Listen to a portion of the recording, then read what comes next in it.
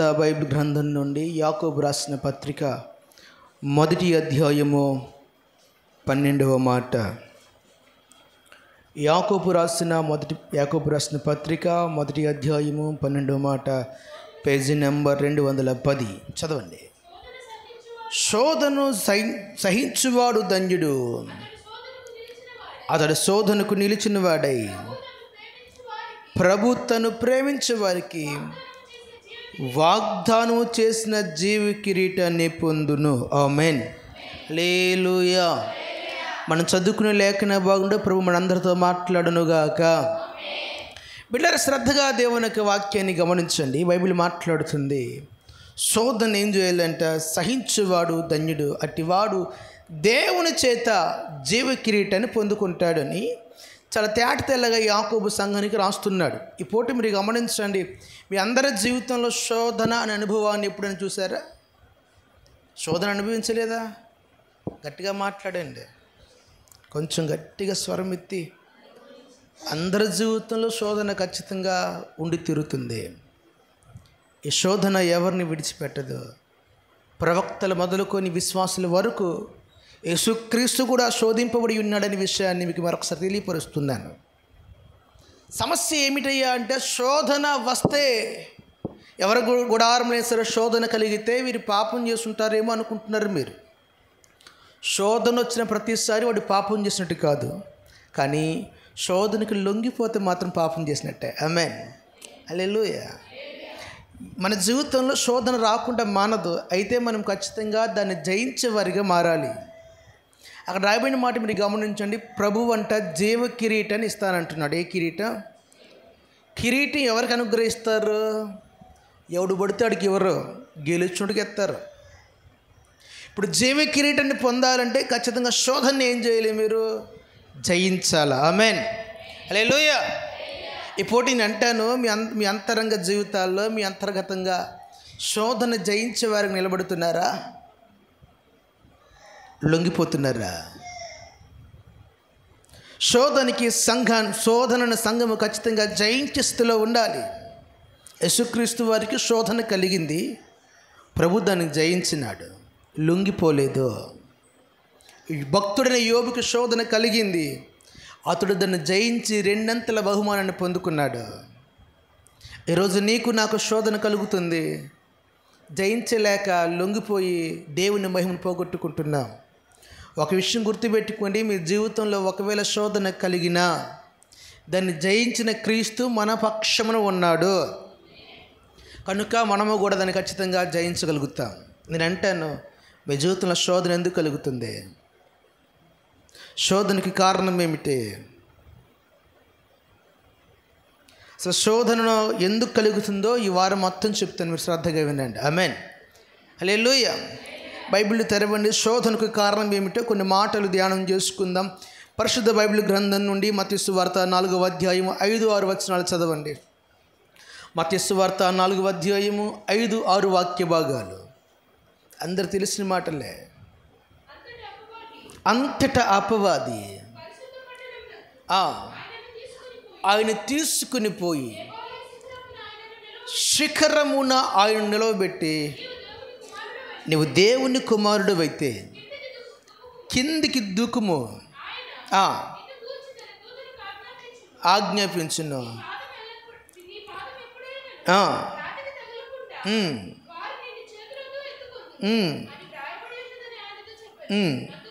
అందుకే యేసు, ప్రభువైన నీ దేవునికి నువ్వు శోధింపవలదని మరొక చోట రాయబడిన విషయం నీకు తెలియదా అని ప్రభు ఖచ్చితంగా సాతానుతో చెప్పాడంట. ఆమేన్, హల్లెలూయా.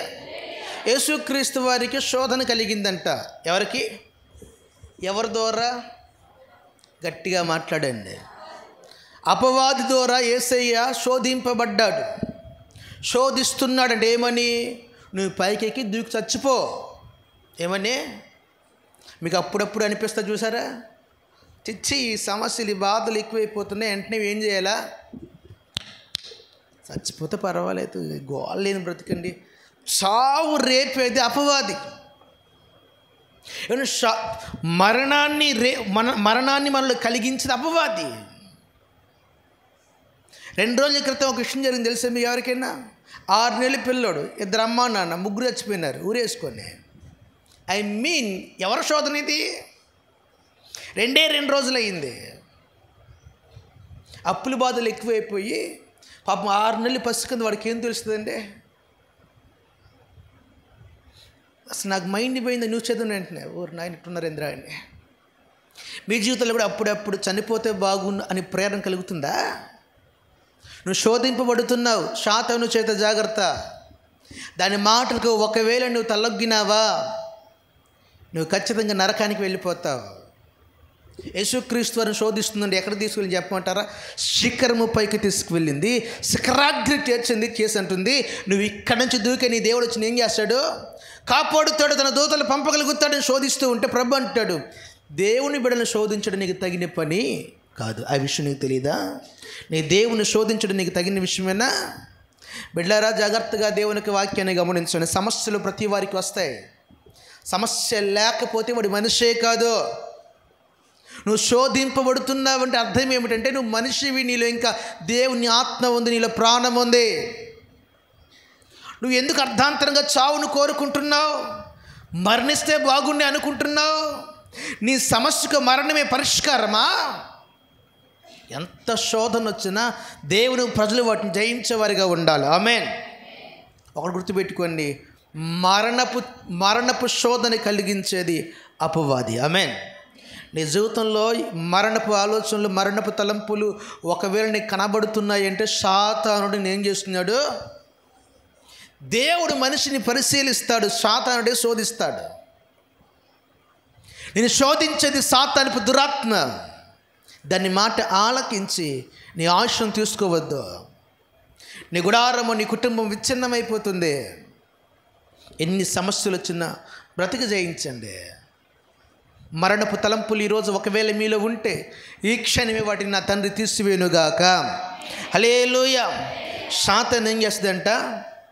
శోధన కారణం ఎవరంటే మన జీవితంలో ఫస్ట్ ఆఫ్ ఆల్ సాతాను. ఆమేన్. రెండో మాట మీకు జ్ఞాపకం చేస్తాను. అదే యాకోబు రాసిన పత్రిక, అదే 1వ అధ్యాయం 14-15 వచనాలు చదవండి. ప్రతివాడును ఏడవబడి మరులు కొల్పబడిన వాడై శోధింపబడును. దురాశ గర్భము ధరించి పాపము కనగా పాపం పరివిక్తమై మరణమును కనెను. ఆమేన్.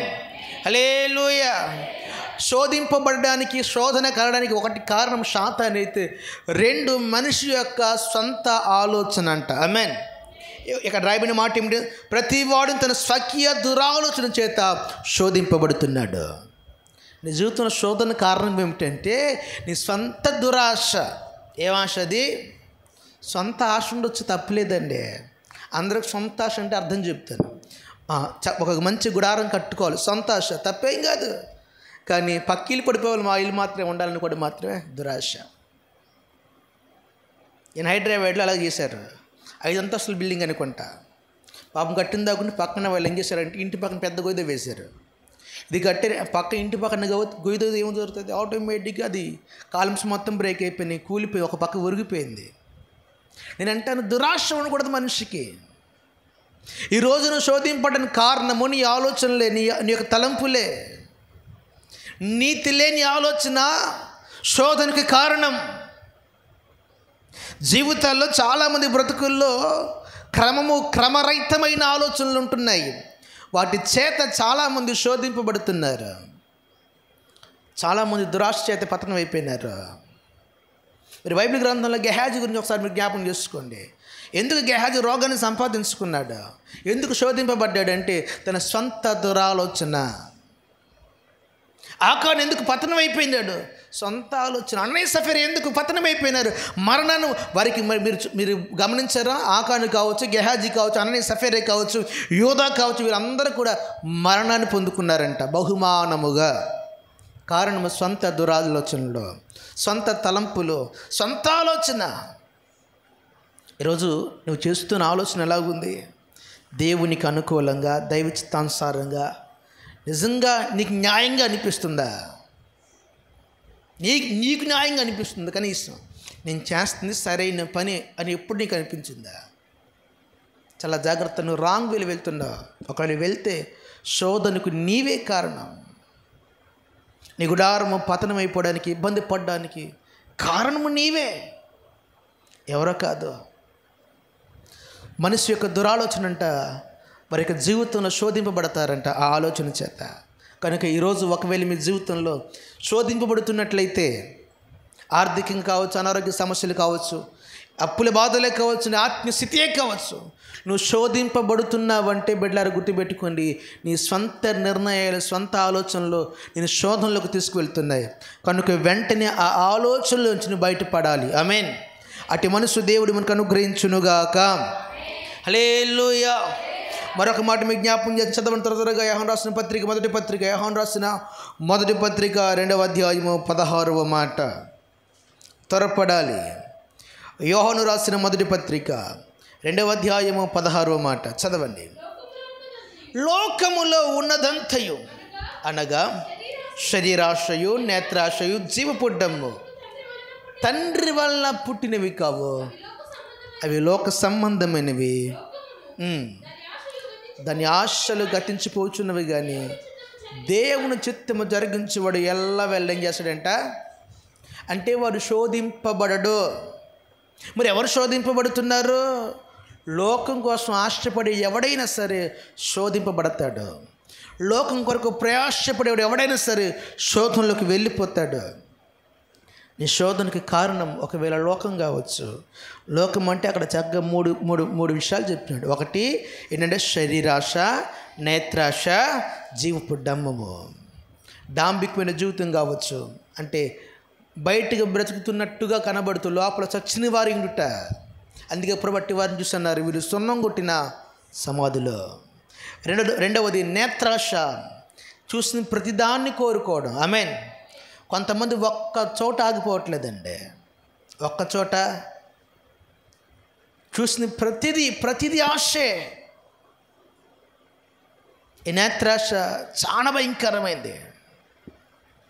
నీ కళ్ళు సరి చేసుకోవాలి. ఈ పూట నువ్వు శోధనలోకి వెళ్ళకుండానట్లుగా నీ కళ్ళు ఏం చేసుకోవాలా? నేను అంటాను, మీరు ఒకసారి బాగా బైబిల్ చదవండి. ఆకాను ఎందుకు శోధింపబడ్డాడు, ఎందుకు మరణ పొడలికి వెళ్ళిపోయినాడంటే అతడి కళ్ళతో అంట బంగారు పై వస్త్రం చూసి ఆశించాడంట. ఆమేన్. అది చూసింది ఏంటంటే శపించబడిన దాన్ని ఆశించాడు. దేవుడు ఆల్రెడీ క్లియర్గా చెప్పిన ఆ పట్టణానికి వెళ్తున్నా దాన్ని నేను శపించాను, అందులో పూసుకు పుల్లైన మీరు తీసుకుని రాకూడదు. కానీ అతగాడు చేసిన పని అంటే కంటికి నేత్రానికి చాలా అందంగా కనబడిందంట. అవ్వమ్మకి ఆదిలో ఆ పండు కనబడినట్లుగా చూడడానికి రమ్యముగాను కంటికి అందంగానే కనబడిన అంటే తినేసింది, పతనం అయిపోయింది, శోధింపబడ్డది. తాను చెమట ఒకవేళ చిందించకపోతే భూమి తన కొరకు ఫలమునివ్వలేనంతగా శోధన తెలుసుకున్నారు. అంటాను ఈ పకటకాల సమయం మంది బిడ్డలారు గమనించండి. మీరందరూ కూడా నీ శోధనకి కారణం ఒకవేళ లోకం కావచ్చు. లోకంలో ఉంది ఏంటి? నెంబర్ 1 ఖండితంగా జీవపు డమ్మము, నేత్రాశ, శరీరాశ అంట. ఆమేన్. శరీరాశ, నేత్రాశ. శరీరాశ గురించి ఆల్రెడీ మీకు ముందు వచ్చిన చెప్పి ఉన్నాను. ఏంటి శరీరాశ? జారత్వం, వ్యభిచార, విగ్రహారాధన చాలా ఉన్నాయి కదండి. వాటి జోలికి మీరు ఖచ్చితంగా పోకూడదు. మీ శరీరాన్ని సుఖపెట్టాలనుకోమాకండి. శరీరానికి సుఖం ఇచ్చి వాడు ఖండితముగా మరణపు పాశములకి వెళ్ళిపోతారు. శరీర సుఖాన్ని కోరుకోవద్దు, విడిచిపెట్టండి, బయటికి రండి. మీ జీవితంలో శరీర ఆశల కంటే దేవునికి రాజ్యం శ్రేష్టమైనదని విషయాన్ని గ్రహించాలి. నేను అంటాను, మీరు ప్రారంభంలో ఒకవేళ యోబు గురించి మీరు ధ్యానం ఉంచండి. యోబు కలిగిన శ్రమలు భూమి మీద ఉన్న ఏ ఒక్కడికి ఈరోజు కూడా కలగలేదు. ఒక రోజులో తన జీవితం అంతా పతనం అయిపోయింది. కుమారులు మరణించిన, ఆస్తి అంతా పోయింది, వ్యాపారం పోయింది, సరే శరీరం ఉంది అది కూడా పాడైపోయిందంట. ఆమేన్. హల్లెలూయా. ఆ శరీరం పాడైనప్పుడు కూడా అతగాడు చలించలేదు. తన భార్య చెబుతుంది, అయ్యా ఇంత బ్రతుకు పోయిలే, దేవుడిని నమ్ముకోవడం వల్ల మనకి ఇన్ని సమస్యలు ఏమో, దయచేసి ఆ దేవుడిని దూషించి బయటకు వచ్చాయంటే భర్త అంటాడు, మూర్ఖురాలు మాట్లాడుచున్నట్టుగా నువ్వు మాట్లాడుచున్నావు, దయచేసి ఇక్కడి నుంచి వెళ్ళిపోయినాడు తప్ప ఇంకొక మాట కూడా మాట్లాడలేదు. ఆ భక్తిని చూసిన దేవుడు ఏం చేస్తున్నాడు? మీరు ఆ యోబు గ్రంథం 42లో చూడగలిగితే అతని 2 అంతల మేలు పొందుకున్నట్లుగా బైబిల్ సెలవిస్తుంది. మరలా తన కుమార్తెలను సమకూర్చుకున్నాడు, ఆస్తిపాస్తులను ప్రతిదీని సమకూర్చుకున్నాడు. దేవుడు అన్యాయస్తుడు కాదు, విడిచిపెట్టేవాడు కాదు. అయితే ఒక మాట, శరీర కోరికల కొరకే దేవునికి రాజ్యంకు దూరం చేసుకోవద్దు. బైబిల్ చాలా తేటగా మాట్లాడుతుంది. లోకమును దాని ఆశలు ఏం చేస్తాడంట, గతించిపోతాయి. కానీ దేవుని చిత్తం చేసేవాడు ఏం చేస్తాడు, నిరంతరం నిలుస్తాడు. కనుక ఖచ్చితంగా మన లోకాన్ని ఏం చేయాలి? ఇప్పుడు నువ్వు శోధింపబడుతున్నావంటే లోకము కూడా కారణము కావచ్చు. నీకు కనబడేది, నీకు అవసరమైనది, నువ్వు కోరుకున్నది, వాటిలో నుంచి నీకు శోధన రాబోతుంది. జాగ్రత్త. కొంతమంది వారి యొక్క కాపురాలను, జీవితాలను పతనం చేసుకుంటున్నారు, వ్యాపారాలను నాశనం చేసుకుంటున్నారు. బిడ్డల ఆత్మీయ జీవితం కూడా పతనం అయిపోతుంది, నరకాగ్ని పాలైపోతుంది. కనుక ఖండితంగా ఈ పూట మీరు గమనించండి, మీ జీవితంలో శోధన కారణం ఏమిటి? నేను 3 విషయాలు చెప్పాను. 1 సాతాను కావచ్చు, 2 సొంత ఆలోచనలు, 3 ఖచ్చితంగా లోకం, 4వదిగా సామెతల గ్రంథం 1వ అధ్యాయం 10వ మాట చదవండి. సామెతల గ్రంథం 1వ అధ్యాయము 10వ మాట. త్వరపడాలి. నా కుమారుడా, పాపులు నిన్ను ప్రేరేపింపగా ఒప్పుకొనకో, మాతో కూడా రమ్ము, మనం ప్రాణము తీటికే పొంచి ఉన్నా.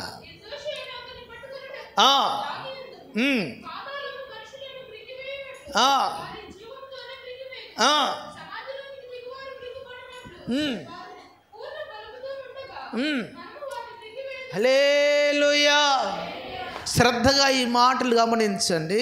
కొంతమంది వచ్చండి నీ దగ్గరికి వచ్చి అంటారంట, అమ్మ రండి వెళ్ళి ఏం చేద్దాం, యుద్ధానికి వెళ్దాం అంటున్నారంట. దేని కొరకు? ఒక మంచి మాట చెప్తాను, గుర్తుపెట్టుకుని. నేను ఆల్రెడీ ఏదో ఒక రోజు ఒక వీడియో ప్లే చేద్దాం అనుకున్నా, చాలా రోజుల నుంచి అవుతుంది. నేను దాన్ని అలా సేవ్ చేసుకున్నా స్టోర్లో. విషయం ఏమిటంటే, ఒక ఆయన జైలుకి వెళ్ళినాడండి. 14 సంవత్సరాలు జైలు నుండి బయటకు వచ్చాడు. ఎన్ని సంవత్సరాలు? 1 రోజు 2 రోజులు కాదు, 14 ఏళ్ళు జైల్లో ఉన్నాడు. జైలు శిక్ష అనుభవించాడు. ఏం తప్పు చేశాడరా అంటే, గొడవకి వెళ్దారా ఫ్రెండ్ అని ఒక ఫ్రెండ్ తీసుకెళ్ళాడంట. దేనికి వెళ్దామని? సరే నీకు క్వార్టర్ మందు ఇప్పిస్తాను. ఎంతమంది? క్వార్టర్ అంటే ఎంత? మహా అయితే 100 రూపాయలు. ప్రజెంట్ రేట్ 100 అంట. ఈ 100 రూపాయల మందు తాగేసి అయ్యగారు ఏం చేశాడంటే, ఖచ్చితంగా గొడవకి వెళ్ళినాడు. వెళ్తే ఆ గొడవ పడుతున్న వాళ్ళు వీడు సైడ్ నుంచున్నాడు, తాగేసి నుంచున్నాడు. తెలియకుండా వాడి ఫ్రెండ్ ఏం చేసిన అవతల వాడిని చంపేశాడు. ఆడు A1, ఇడు A2 తీసుకెళ్ళి ఇద్దరు లోపలేశారు. 14 ఏళ్ళు. 1 రోజు 2 రోజులు కాదు. ఎంతమంది అది? ఒక 100 రూపాయలు కష్టపడ్డాడు, 14 సంవత్సరాలు జైలుకి వెళ్ళిపోయినాడు. నేనేమంటానంటే, చెడ్డవారితో ఒకవేళ స్నేహం చేస్తే, చెడగొట్టే వారితో కానీ స్నేహం చేస్తే అది నిన్ను శోధించుతుంది. ఆమేన్, హల్లెలూయా. ఖచ్చితంగా మీ స్నేహాలు చెడ్డవారితో ఉండకూడదు. నువ్వు స్నేహితులు ఖచ్చితంగా దేవునికి తగిన వారిగా మీరు ఏర్పాటు చేసుకోండి. ప్రభువుకి ఆత్మ కలిగిన వారిని మీరు ఎన్నుకోండి. నీతో పాటు నీతో కలిసిపోయి లోకంలో తిరిగే వారిని స్నేహితులుగా చెప్పుకోవద్దు. ఒకవేళ మీకు ఎవరో లోకంలో స్నేహితులు దొరకలేదా? బైబిల్ అందరికన్నా గొప్ప స్నేహితుడు ఉన్నాడు. ఆమేన్, హల్లెలూయా. ఆయన నా తండ్రి. హల్లెలూయా. ఆయన కంటే మంచి స్నేహితుడు, గొప్ప స్నేహితుడు, స్వార్థము లేనివాడు ఎవరు దొరకరు నీకు. నీ నుండి ఏమి ఆశించకుండే నీ కొరకు ప్రాణం ఇచ్చినాడు. ఆయన కంటే మంచి స్నేహితులు ఎవరు ఉంటారు? నీ సీక్రెట్లు అన్నీ కూడా చాలా జాగ్రత్తగా దాస్తాడు, అవసరమైతే వాటిని పరిష్కరిస్తాడు. కానీ నీ సీక్రెట్ ఎవరికి చెప్పడు. అలాంటి స్నేహితుడు యేసయ్య. ఆయన స్నేహాన్ని కోరుకోండి. మనుషుల స్నేహాన్ని కోరుకొని మోసపోయి దుఃఖపడి ఇబ్బంది పడి నవ్వులు పాలు ఎందుకు అవుతావు? ఏమండి, అందుకని చెడ్డవారి స్నేహం అంట మనల్ని శోధిస్తుంది. ఆమేన్. నీ గుడారంలో శోధింపబడిన కారణం అదే. మీ బిడ్డలు అంటున్నారు ఎప్పుడప్పుడు, అయ్యా వీడి స్నేహాలు సరిగా లేవయ్యా. ఏడుస్తున్నారండి తల్లిదండ్రులు బిడ్డల యొక్క స్నేహాలను చూసి. వీడు మంచోడనయ్యా, వీడు తిరిగే వాళ్ళు అందరూ బాగా ఘోరమైన వాళ్ళు, గంజా తాగేవాళ్ళు, తిరిగేవాళ్ళు, రోడ్లెంపడ రౌడీలు, చాలా దారుణంగా తయారైపోయినారయ్యా. కారణం ఏమిటి? ఆ కుమారుడు యొక్క స్నేహాలు మంచిగా లేవు. నేనంటాను, మీరు గుర్తుపెట్టుకోండి, నువ్వు శోధన జయించాలంటే చెడ్డవారితో స్నేహం చేయకూడదు. ఆమేన్, హల్లెలూయా. నీ శోధనకి కారణం చెడ్డవారే. ఒకరిని కొట్టమని తిట్టమని చెప్పేవాడు ఎవడైనా మంచోడు అవుతాడండి? పక్కవారిని ప్రేమించలేనివాడు ఎవడైనా చెడ్డవాడే. ఈ రోజులు ఎలాగున్నాయంటే ఎవరికైనా మంచి చెబితే చెడైపోతున్నారు. ఆమేన్. గమనించండి, శోధన కారణం ఏమిటయ్యి అంటే చెడ్డవారితో సహవాసం. ఆ సహవాసాలు మానుకుంటేనే మీరు శోధన నుంచి బయటపడగలుగుతారు. ఆమేన్. హల్లెలూయా. ఒక లాస్ట్ మాట చెప్పి ముగించేస్తున్న వాక్యం. మీరంటారు, ఒకసారి బైబిల్ తెరవండి, యాకోబు రాసిన పత్రిక 1వ అధ్యాయం 16వ మాట ఒకసారి చదవండి. ఫైనల్గా శోధన కారణం ఏమిటో అక్కడ రాయబడి ఉంటుంది. నా ప్రియ సహోదరులారా, ఏం చేయొద్దు, మరి మోసపోవద్దు. శ్రేష్టమైన ప్రతి ఈవుయు సంపూర్ణమైన ప్రతి వరమును పరసంబంధమైనదై జ్యోతిరమ్యుడగు తండ్రి యొద్ద నుండి వచ్చును. ఆయన యందు ఏ చంచలత్వమైనను. అరే ఒక్క నిమిషం ఒకసారి 13వ వచనం కూడా చదవండి. ఫస్ట్ బాగుంటుంది. దేవుడి కీడి విషయమే శోధింపనేరడు. ఆమేన్. ఏం చేయడంట దేవుడు? ఏం చేయడంట? కీడి విషయమై మనుషులను శోధింపడు. ఆమేన్. ఎవరు శోధింపడు? మీరేమంటారు? శోధన ఎక్కువైపోయింది, దేవుడు మాకు శోధనలు ఎక్కువ పెట్టేసాడు. ఎప్పుడేం ప్రార్థన చేసావా? దేవ ఎందుకయ్యా నేను అంత పగ, నీకు ఇంత శోధన నేను తట్టుకోలేకపోతున్నాయ్యా, నీకు అంత సీన్ లేదు. దేవుడు ఏం చేయడంట? శోధించాడు. ఆమేన్. దేవుని చేత శోధింపబడే అంత స్థాయి, హోదా, భక్తి మనది కాదు. బైబిల్ అంటుంది దేవుడు ఫస్ట్ ఏం చేయడంట? శోధింపడు. ఆయనకు అవసరమే లేదు, అని పరిశీలించే దేవుడే అండి. నువ్వు అనుకుంటున్నావు దేవుడు శోధిస్తున్నాడేమో అని. నీ శోధనకు దేవుడు కారణము కాదు. దయచేసి దేవుడు నిందించొద్దండి. ఏం చేయొద్దు. ఇబ్బంది కలిగినప్పుడు, కష్టం కలిగినప్పుడు దేవుడు నిందిస్తున్నారు. ఇది చాలా పొరపాటు. మీకు తగిన కార్యం కాదు ఇది. దేవుడు ఏం చేశాడు సార్ మిమ్మల్ని? ప్రతిదీ దేవునికేనా? ప్రతి సమస్య దేవునికి ఆపోజిట్ చేస్తున్నారు. జ్వరం వచ్చినా దేవుడు చూడట్లేదంట. జలుబు వచ్చినా, ఈ జ్వరాలు జలుబులు దేనికి వస్తాయి? వాతావరణంలో చిన్న చిన్న మార్పులు జరుగుతూ ఆటోమేటిక్గా అందరికి వస్తాయి. దానికి కూడా కారణం ఎవరు? దేవుడే. ఓరు నాయనా, సరే ఎప్పుడని చెప్పావా బాగా సమృద్ధిగా ఆహారం దేవుడు పెట్టాడని? మా ఆయన బిడ్డలు కష్టపడ్డారండి, మంచి ఉద్యోగాలు సంపాదించారండి. అంటే జాబులు వస్తే, మంచి ఉద్యోగాలు వస్తే బిడ్డల కష్టం. బిడ్డలకి జాబు రాకపోతే, పరీక్షలు ఫెయిల్ అయిపోతుంటే, ఇబ్బంది పడుతూ ఉంటే దేవుడు కనికరించట్లేదా? న్యాయమైన నీ కనీసం మనస్సాక్షి ఉందా? ప్రతి శోధనకు దేవుడు కారణము కాదు. బైబిల్ ఉంటుంది ఆయన ఏం చేయడంట? శోధింపడు. ఆమేన్. అందుకే అంటుంది, సహోదరులారా మీరు ఏం చేయొద్దు, మోసపోవద్దు. ప్రతి మాట చదవండి. ప్రతి శ్రేష్టమైన ఈవియు పరసంబంధమైనదై దేవుని యొద్ద నుండి వస్తుందంట. ఆమేన్. హల్లెలూయా. ప్రతిది కూడా ఎక్కడి నుంచి వస్తుంది మనకు? అక్కడ రాయబడిన మాట అంటే శోధన కాదు, పరసంబంధమైంది. అనగా వరాలు, తలంపులు, లేకపోతే మీ బిడ్డలకు మంచి భవిష్యత్తు కూడా అది దేవుని చేతుల్లోనే ఉంది. ఇవ్వలేదంటే దానికి కారణం దేవుడి కాదు, నువ్వు సరిగ్గా తీసుకోలేకపోతున్నావు. నువ్వు ఎప్పుడు కూడా దేవుని నిందించొద్దండి. మీ ప్రాణం పోయినా దేవుని నిందించకూడదు. ఆమేన్. దేవుడి వల్లే నాకు ఈ స్థితి అనకూడదు. ప్రార్థనకి వెళ్ళాను కాబట్టి నేను పడిపోయాను, ప్రార్థనకి వెళ్ళాను కాబట్టి నా స్థితి ఇలాగ అయిపోయింది, పతనం అయిపోయింది అని ప్రభును నిందించేవారిగా మీరు మారకూడదు. శోధనకి కారణము దేవుడు కాదు. ఆమేన్. మరి ఎవరు కారణం? 1 శాతాన్ని, 2 స్వంత ఆలోచనలు, 3 లోకము, 4 చెడ్డ స్నేహాలు. ఆమేన్. ఈ 4 నీలో ఏదో ఒకటి ఉంది కన్ఫామ్గా. దాన్ని మార్చుకుంటే నువ్వు శోధింపబడవు. ఏదేమైనప్పుడు కూడా నీ జీవితంలో శోధన కారణం దేవుడు కాదు, మందిరం కాదు. ఆమేన్. హల్లెలూయా. కారణం 1 శాతాను, 2 నీ సొంత ఆలోచనలు, 3 లోకము, 4 చెడ్డ స్నేహాలు.